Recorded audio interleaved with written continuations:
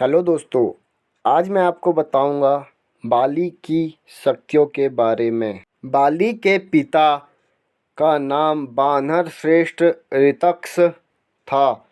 बाली के धर्मपिता देवराज इंद्र थे। बाली गदा युद्ध में शक्तिशाली था और उसमें उड़ने की भी शक्ति थी।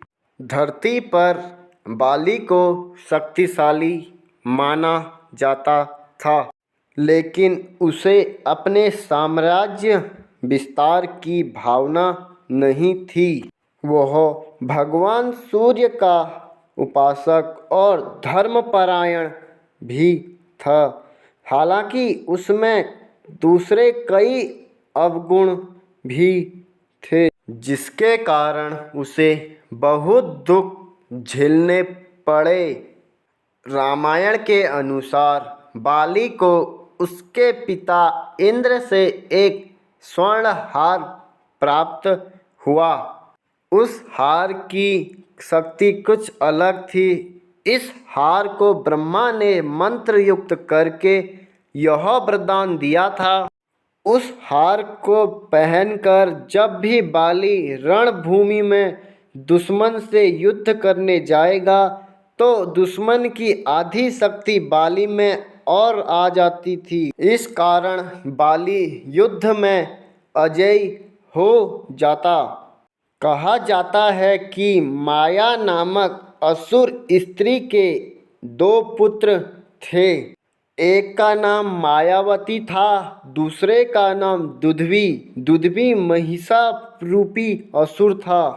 दुध्वी अपनी शक्ति पर दंग हो गया। वह पहाड़ के सामने दिखाई देता था।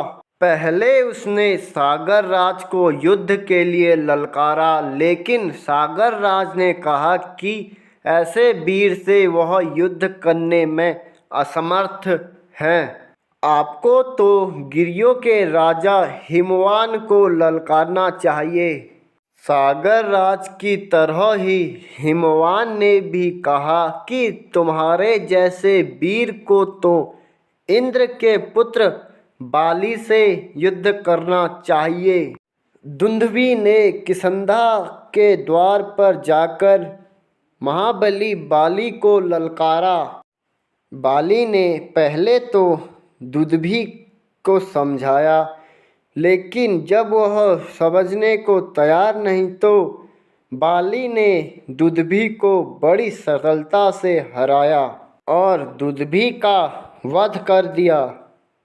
इसके पश्चात बाली ने दुंदुभी के निर्जीव शरीर को उछालकर एक ही झटके में एक योजना दूर फेंक दिया। शरीर से टपकती रक्त की बूंदें महर्षि मतंग के आश्रम में जा गिरी। क्रोधित मतंग ऋषि ने बाली को श्राप दे दिया।